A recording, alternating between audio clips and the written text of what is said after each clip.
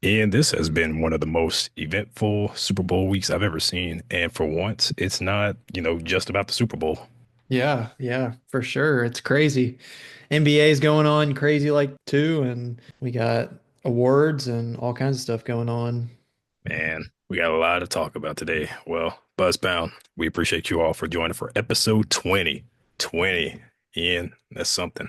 I know consistency, and we've been coming for a long time. I know Cam kind of took over the reins for a couple episodes while I was in the process of relocating to Atlanta, and we've managed to be around for 20 episodes consistently. So pretty much every week besides the holidays too. Yeah, definitely so. And for those who continue to listen to us from episode 1 to now, episode 20, we highly appreciate you all. Keep supporting, and we'll keep delivering content for you all. Well, Ian, you Yep. ready to get it going, man? Yeah, absolutely. All right, let's do it. Touchdown, Carolina! You're listening to the Buzz Pound. Smith scores, and the Carolina Panthers win in overtime. A Queen City sports podcast covering your Charlotte Hornets and Carolina Panthers. Halliburton, nowhere to go! LaMelo's done it! LaMelo's done it! Hornets win! Here comes LaMelo.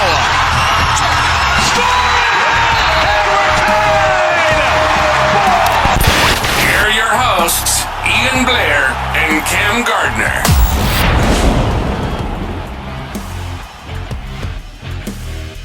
Buzzpound, thank you all for joining for episode 20. Man, Ian, it doesn't even feel like it's been 20 episodes yet.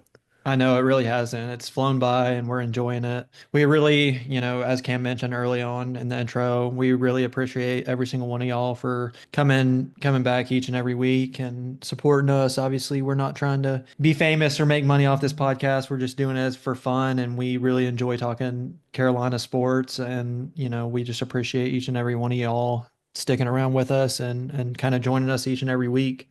No doubt. We appreciate every single one of you. So, and I know we hinted at it before. There are definitely going to be some things we plan on doing differently with the pod.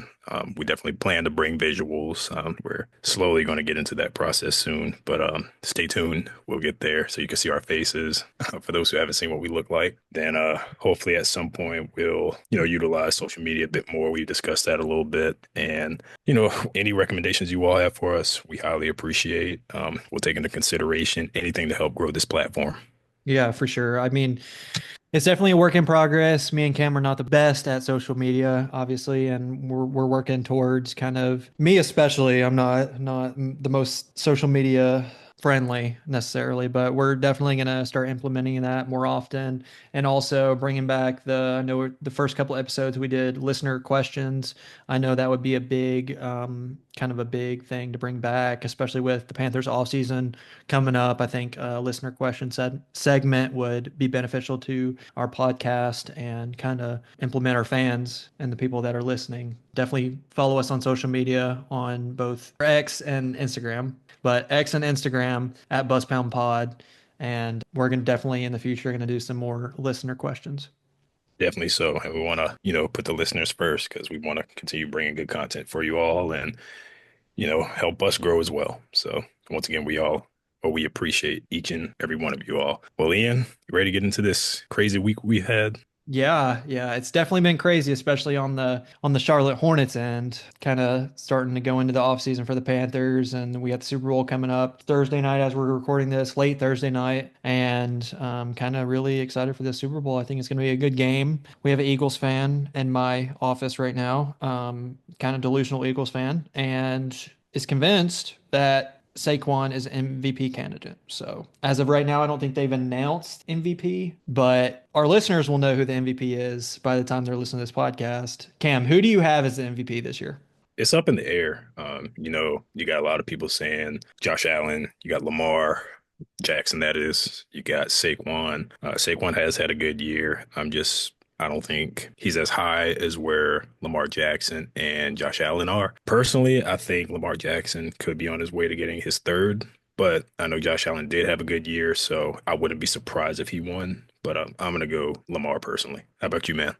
Yeah, I've been Lamar pretty much all season. I mean, he won MVP last year in 2023, and you look at his stats this year, and his stats across the board are better. So I mean, and Josh Allen, he's had a great year. I think it's really between Josh Allen and Lamar Jackson. Saquon would have been in that conversation for me if he broke the rushing record, but it's really between Lamar and Josh Allen. And Lamar has had a better statistical season than he did last year when he won MVP. So, and I've always loved Lamar. I love Lamar since coming out of college at Louisville. Early in his career, I told my friends that he would have a better career than Michael Vick. They thought I was crazy, and now I'm it's one of my best sports takes of all time.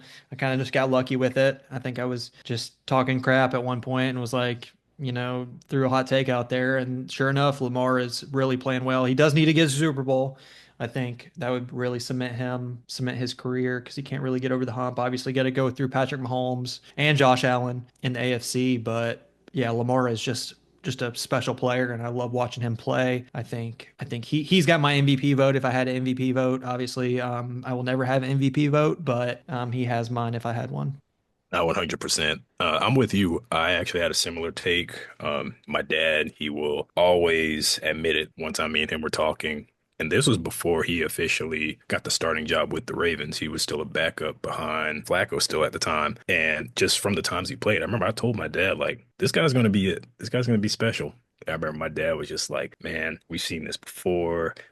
We've seen good quarterbacks in college. We've seen mobile quarterbacks, but a lot of times they end up getting injured. And obviously, RG3 is a, perfect example of that, mobile quarterback, but ended up getting hurt and ended his career early. But personally, I have a thing for mobile quarterbacks, and being a Panther fan, having Cam Newton, it was just a given. I mean, you couldn't help but like mobile quarterbacks. So like between him, we were young when Mike Vick was around. I remember seeing, tiny little snips of him when I was younger. I mostly remember the Eagle days of him more than anything. RG3, I remember, that whole thing when that happened. Mobile again, Cam comes around afterwards, and then you got Lamar. I mean, it's just, I truly have a thing for mobile quarterbacks, and literally, like you said, everything he's done, his stats, everything is just getting better. But at some point, he's going to have to take that next step and be in the Super Bowl at some point. And like you said, I mean, with Mahomes and players like that being in the way, it's going to be tough. And we can't forget Burrow. He's going to be, at some point, I feel like they'll be back in the picture. Yeah. They got to revamp that team a little bit, restructure a little bit. As long as they keep their main core like him, Jamar Chase, teams like that will be back in the picture. But Lamar, he's it. I think he will be our MVP personally. Yeah. And I like Josh Allen, don't get me wrong, but I just don't think it's comparable when you put him against Lamar, even though he did get farther in the playoffs, but still. Yeah. I mean, I could see either one winning. Lamar won it last year. I could see a world where Josh Allen wins. Obviously, our listeners will know, we're having this conversation. It's going to be funny on Saturday when you guys hear this podcast, what we're talking about right now, because y'all will know. But it hasn't yet been announced, and I think, Lamar just is a great player, and he's special. He's also in a really good scheme. They do great over there in Baltimore, and really have surrounded him with the pieces he needs to succeed in a good scheme. And that's kind of, what the Panthers need to do with Bryce Young, surround him with some good pieces. And obviously, I think he's in a good scheme. I think Canales has a good plan for him, but kind of just got to take those next steps and surround him with some pieces. I mean, Lamar has Derrick Henry in the backfield and some decent weapons, not the best. Mark Andrews has played better, but Lamar really just has taken advantage of people around him and also the scheme. Yeah, I agree. For our sake, being Panther fans, there's a lot we gotta, saying we like we're on the staff, but they gotta do. Canales, I feel like he's headed in the right direction. Him and Dan Morgan, Bryce, he's been on some media lately and just talking about him and Dan Morgan got a pretty good relationship. Dan Morgan actually reaches out to him for certain advice on certain areas. So that's good to know that. I definitely think he'll be special. I think he could get them to a Super Bowl one day, if they do it right. Hopefully we can get back in that, because it's been, again, going on 9 years since we've been in a Super Bowl. But if they can do it right, we got a quarterback who can compete. I mean, we talked about it earlier in the season. I mean, he competed against Mahomes. He competed against Jalen Hurts pretty well. I mean, competing against teams like that with the team we had shows he's special. So. Yeah. Well, I think, going into year two with the same coaching staff, same offensive staff at least, mostly together and intact, I think that'll be beneficial for him, especially young in his career. He can't really, it's good we're not firing coaches. Hopefully we can move at least a little bit in the right direction in 2025 and, see a couple more wins. We're not really looking for a Super Bowl this next year, but we're definitely looking to move in the right direction instead of farther back like we have been. I think, we can tack on another couple wins, anything more than 4 wins or however many, four or five, however many wins we had this past year. We just got to win a couple more games and a couple more games and kind of start moving in the right direction. But anyway, Cam, let's move on to the Super Bowl a little bit because that is happening on Sunday. What kind of needs to happen? Well, let me rephrase that. What do you expect to happen kind of on Sunday? I'm expecting a competitive game because this was at last time these two teams played.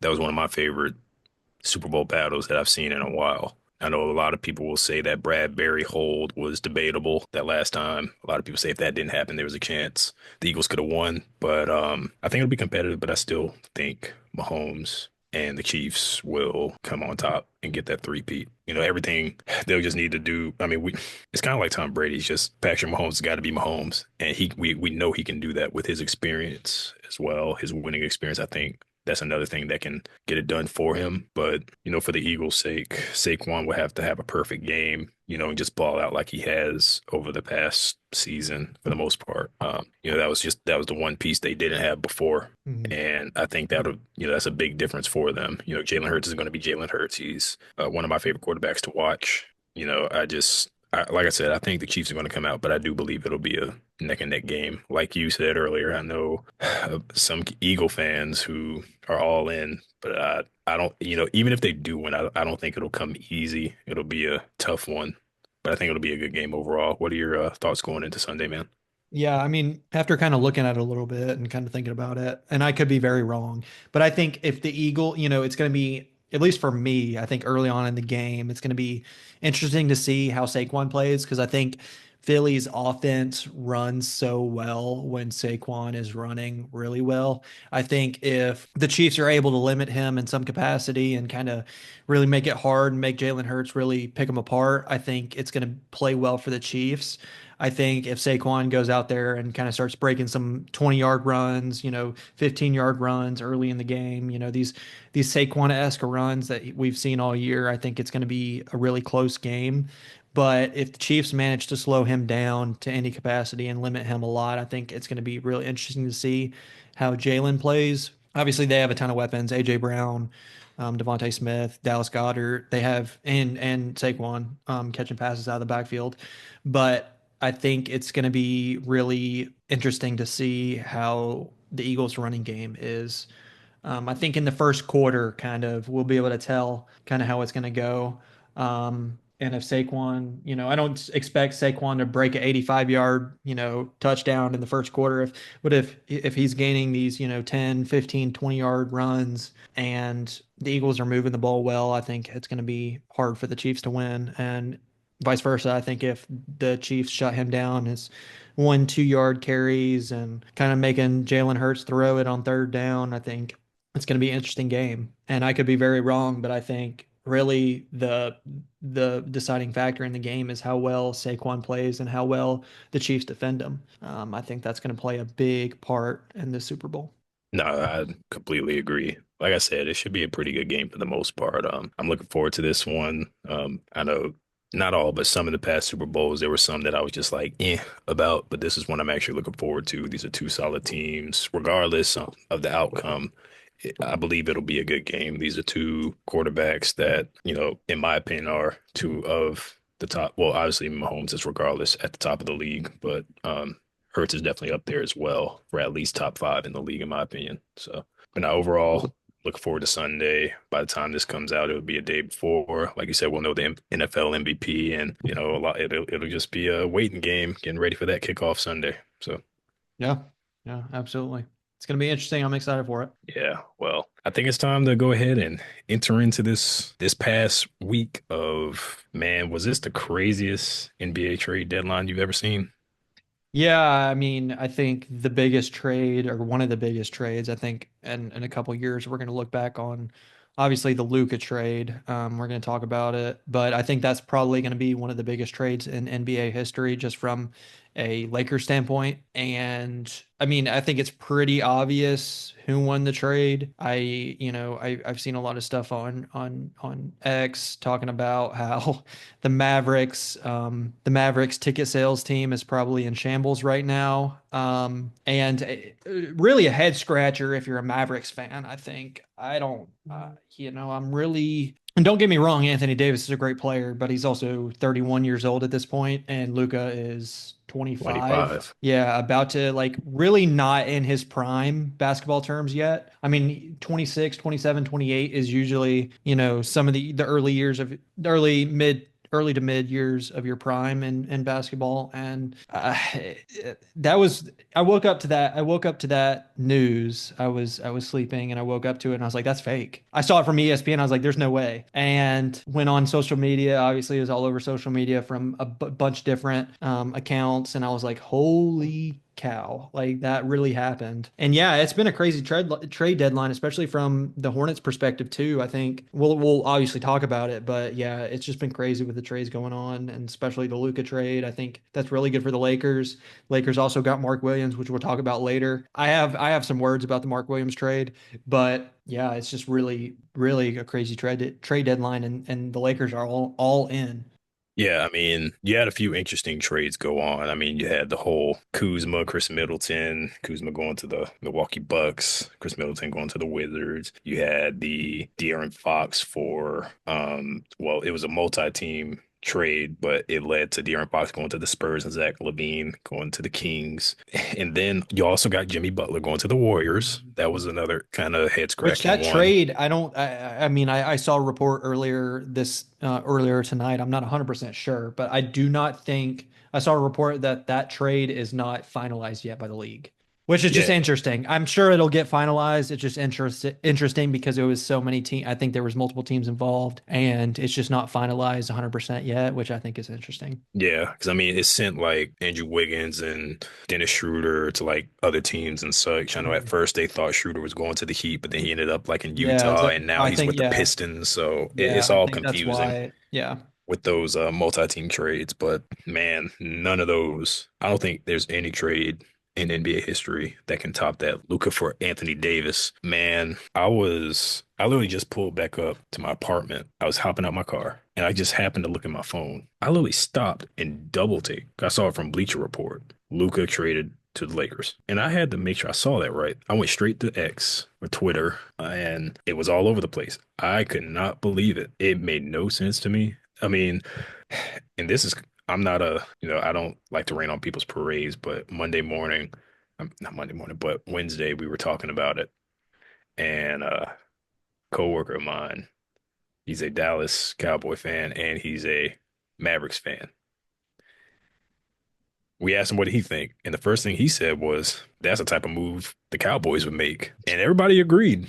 No. And I'm talking about is good old John Cook. Ian, I know you know JC, but yeah, it's a head scratcher for everybody. I know a lot of people, including myself, say it really doesn't make any sense, especially at the value they traded him for. Yeah. My understanding, I think it was the owner of the Mavericks and Rob Pelinka, the general manager and president of the Lakers, met for coffee and he just offered it just like that. I mean, in my opinion, if you're going to trade Luka, make a bidding war out of it. You could have got way more out of it from other teams. They didn't, and I know other teams were upset about it because they would have definitely wanted in on that a little bit. Yeah. I know it would have been a bidding war, but when you have generational talent like Luka, who's not even in his prime yet, again, 25 years old, it makes no sense to trade him like that, that easy. Because that was their new Dirk Nowitzki. I mean, that was their future. And I know Mark Cuban, if he was still owner of that team or majority owner, he would not have done that because he drafted that. Well, no, he didn't even draft him to begin with. He drafted Trae Young, and then he made the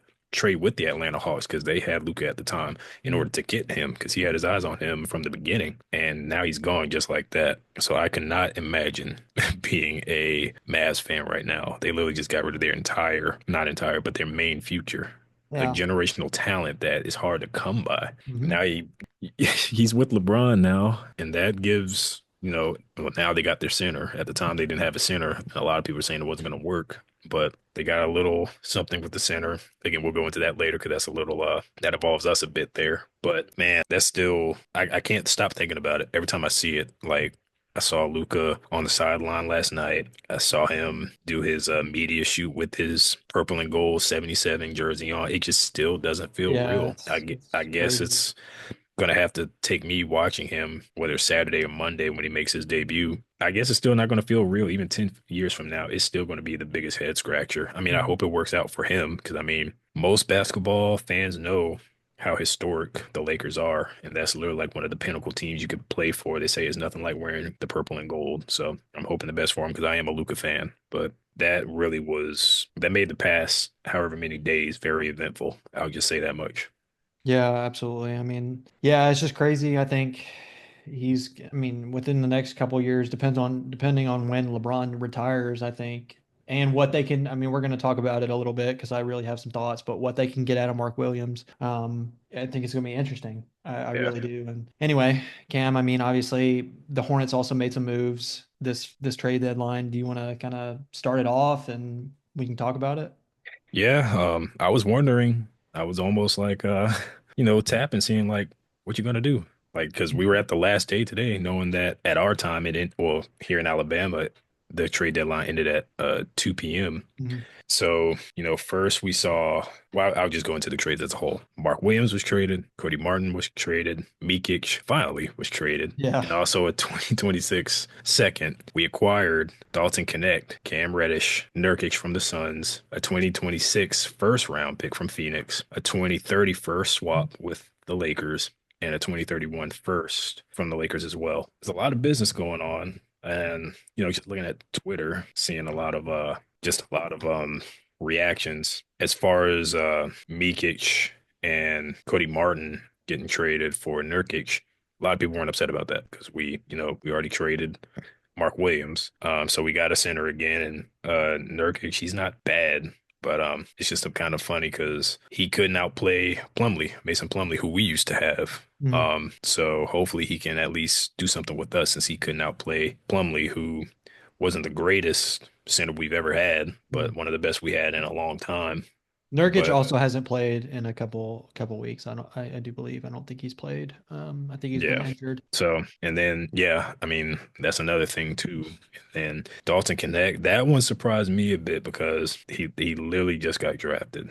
And me and my roommate talk about it pretty often. The whole hype of Bronny James and not knocking Bronny. I mean, he's got a little bit of promise. I just still think he came in the league too soon. But I get it. They wanted to have that moment with him and LeBron on the court together and whatnot. And, good to see legendary to say the least. But Connect just had better stats. I mean, you don't see Connect going down to the G League and coming back every so often. He's Mhm. started a few times and even had like a 37-point game at one point. And I'm just like, y'all gave that up already? And even Snoop Dogg, one of the biggest Laker fans you would ever know, gave him a nickname, Westside Connect. Mhm. All that hype for nothing at this point. But hey, we got him. He's a shooter. I think he'll fit in well with Brandon Miller and LaMelo Ball. I know we don't have Miller the rest of the season, but gives LaMelo something to at least, play with whenever he comes back. And Yeah. also, he's questionable. He could play tomorrow. Hopefully he does. Hopefully he's back with no major issues and can finish out the season strong. But anyway, it's something, man. Then Mark Williams, like you said, there's a lot of things you could say about that.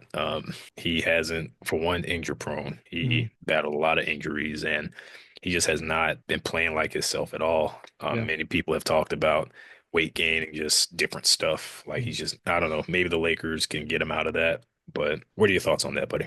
Yeah, I mean, I think I texted you. I mean, Mark Williams, and I don't have anything against Mark Williams. I hope he has success in LA. And I hope the kind of the veteran leadership, especially with LeBron and some of the pieces they have, can kind of get in his head a little bit about playing defense. And I don't know what's going on behind closed doors, but these past couple games, past couple weeks, Mark Williams on defense has been so poor. Just from an effort, it appears an effort standpoint. Obviously, I don't know if it's injury related. There's some rumors going around that he's not able to get in the weight room really because of his back, his spine injury.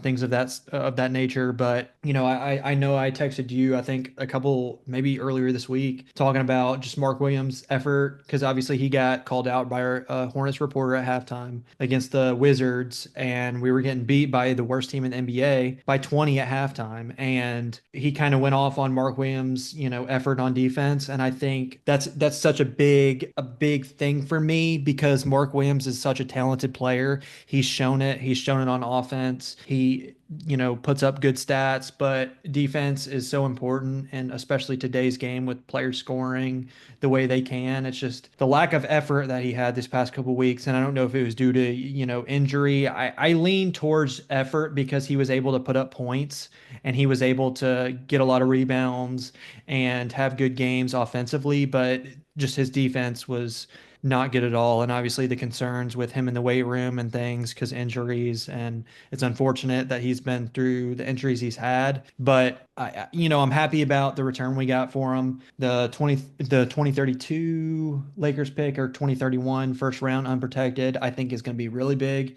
because LeBron by that time will be retired. He's not going to play till 2032. There's no way. I mean, in my opinion, there's no way he would play till 2032. He'd be what, 47, 48, 46, around that age. But I think that's going to be a valuable pick. Depending on if Luka stays around, there's a good chance, who knows, Luka could be not a Laker by 2032 or 2031. You never know. That's a long time away. I think that's going to be a valuable pick, and I think we got a good return. Dalton Connect is a good player. He scored 37 earlier this year, shown a lot of promise, and he's going to be thrown in the starting lineup to show what he can do. He's going to get all the opportunity in Charlotte, and obviously Cam Reddish is just probably won't play for us much, and then Yusuf Nurkic, I think will be a decent center, kind of something to fill in till this upcoming draft. And we're moving towards this season's kind of been washed and kind of not turned out how we want, but I mean, Cooper Flag is available, and if somehow the basketball gods can give us good luck and not drop us all the way to the 6th pick, we might be able to get a top pick. And imagine Cooper Flag on this roster when everybody's healthy. And I know we've been saying that all year. If only everybody was healthy. If only everybody was healthy. And then, LaMelo and Brandon Miller play together, and we still are losing games, and it didn't turn out how we wanted. But give Charles Lee another year. We just need to retain him. And I know he's had a rough year. This team's had a rough year, but I think it's only moving forward if we could just keep everybody healthy. I think a top 4 of LaMelo at the 1, Dalton Connect at the 2, Brandon Miller at the 3, and Cooper Flag potentially at the 4. I mean, that could be lethal. It has promise, at least the sound of it. Yeah, in theory. Makes a Hornets fan feel good. But like we always say, no matter how bad we are, it seems like we can never get that number 1 pick. I mean, we got lucky with the pick that we got to get LaMelo. I think that was the 3rd pick that year. But 2 with Brandon Miller. Yeah, 2. We were right there. 1 pick away from Wemby. That was something. Yep. But and then a lot of people were upset that they didn't get Scoot. But clearly, I think we got the better player of that one. Scoot, he's got promise. But I think Miller came in. He just seemed to transition a lot easier.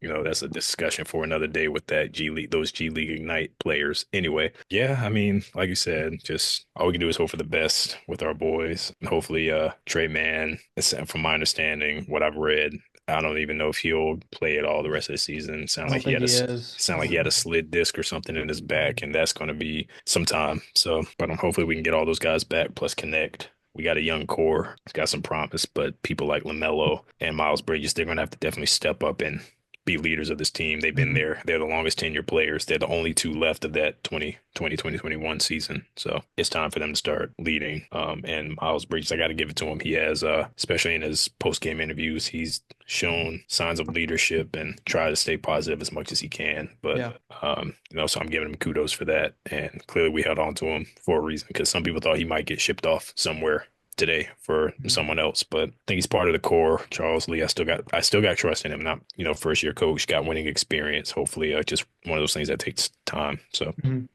All right. Well, Buzz Pound, we appreciate y'all joining us now for episode 20. Really looking forward to this weekend with the Super Bowl and obviously a big trade deadline. As always, you can follow us on both X and Instagram at BuzzPound Pod, and you can listen to our podcast on both Spotify and YouTube at BuzzPound Podcast. And once again, I appreciate y'all so much. And thank you, each and every one of you, for coming in each and every week and listening to our podcast. Even if it's only for 5-10 minutes, we appreciate every single one of y'all. Now, like Ian said, we appreciate every one of you. For those who've been with us all the way from episode 1 to now episode 20, we truly appreciate you and ask that you keep supporting and, grow with us. So until next time, we're the Buzz Pound. Keep pounding and keep the Hive mentality. Right. Thanks for tuning in to this episode of the Buzz Pound. Be sure to subscribe, leave a review, and let us know what you thought of this episode. Until next time, this is the Buzz Pound. Touchdown.